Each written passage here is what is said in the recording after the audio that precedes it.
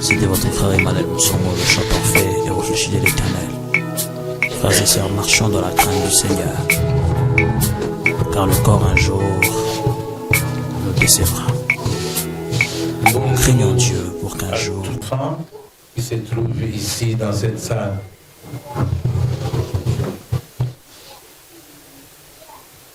l'émotion est grande, pas seulement aujourd'hui.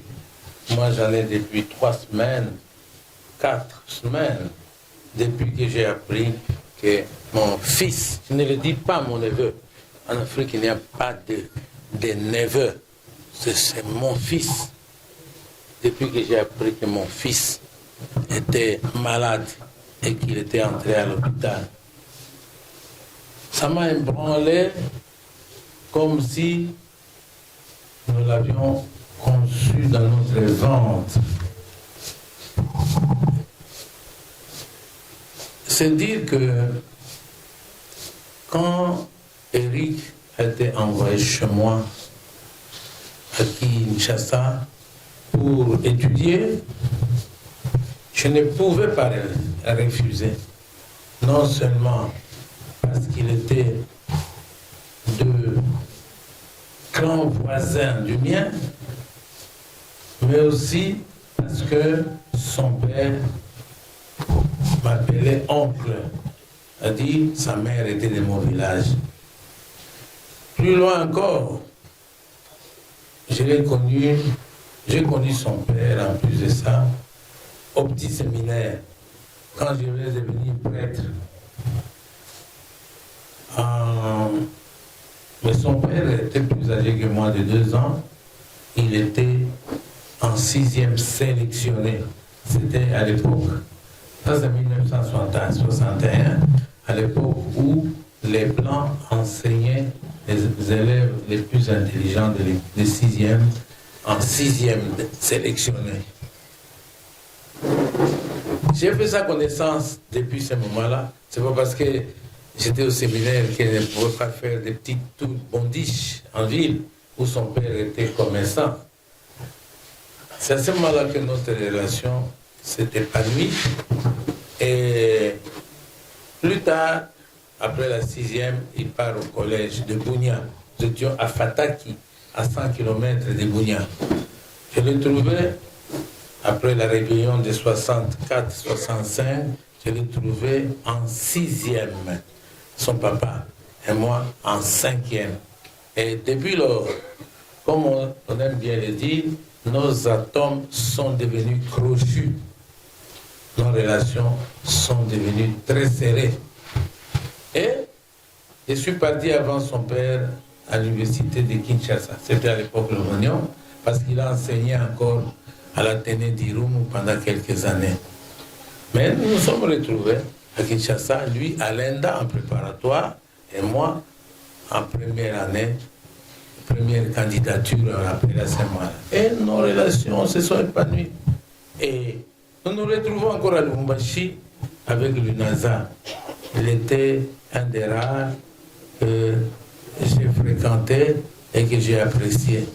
Je l'ai laissé là. J'ai terminé en 73 et lui, il a terminé en 75. Et nous nous sommes encore retrouvés à Kisangani. J'étais encore un jeune assistant, non plutôt déjà chef de travaux. Lui, il était commissaire sous-régional assistant. Comme disait le présentateur tout à l'heure, le président de notre communauté, il est passé à Bunia, à Yangambi, là où Eric est né, et puis à Bunia, et puis à Lissala, c'était là qu'il est rentré malade. Il nous a précédés pour nous préparer une place au royaume des cieux.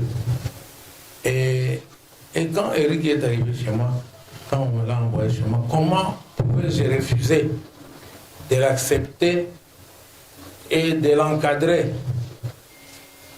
Comme disait sa mère, je dis bien sa mère, pas seulement biologique, sa mère, il a encadré pendant longtemps, Bijane, comme on a l'habitude de le dire, même les enfants du quartier de l'avenue des érables à Kisangani, il l'appelle toujours Bijan.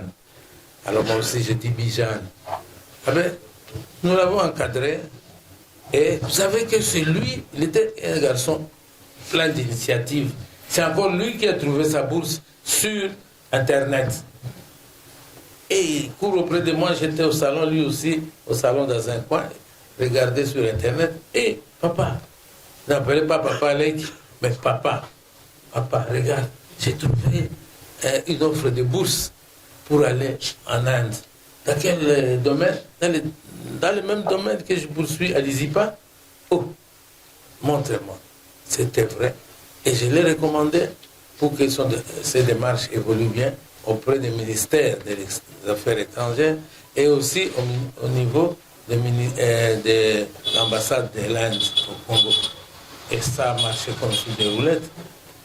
J'ai dit à mon fils, malheureusement, tu vas partir quand je n'ai rien en poche, je ne suis plus ministre.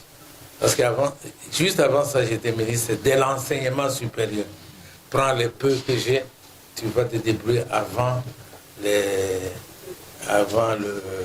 que tu puisses obtenir ta bourse en Inde. Et il est parti. Et moi, plus tard, je suis allé à 215 en Inde. Je l'ai appelé au téléphone. Hé, Eric, tu sais que je suis en Inde. En Asie, en Inde, au sud de ouest, non, est de l'Inde. Il est venu, il a pris son bus, il est venu me rejoindre.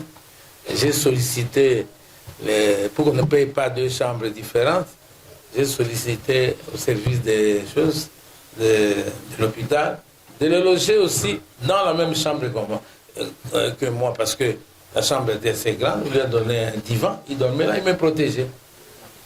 Et comment ne pouvait-il pas me protéger? Je l'ai protégé suffisamment à Kisangani. Et il me protégeait pendant 10 jours. Il est resté avec moi. Et quand il est rentré en Inde, non plutôt quand je suis rentré au Congo, que Eric a pris son avion pour rentrer à Bombay. Que puis-je dire encore? Parce que malgré les difficultés qu'il a connues, il a pu quand même obtenir. Il est entré déjà dans le système LMD quand il est arrivé en Inde, ce que nous adoptons seulement maintenant, licence, master et doctorat. Il a terminé la licence, il a terminé le doctorat. Non, qu'est-ce que j'ai dit? Le master, regardez d'ailleurs ici sa photo, c'est la toge qu'il portait après avoir obtenu le master. Alors, nous pouvons que pleurer, c'est normal que nous pleurions. Oui.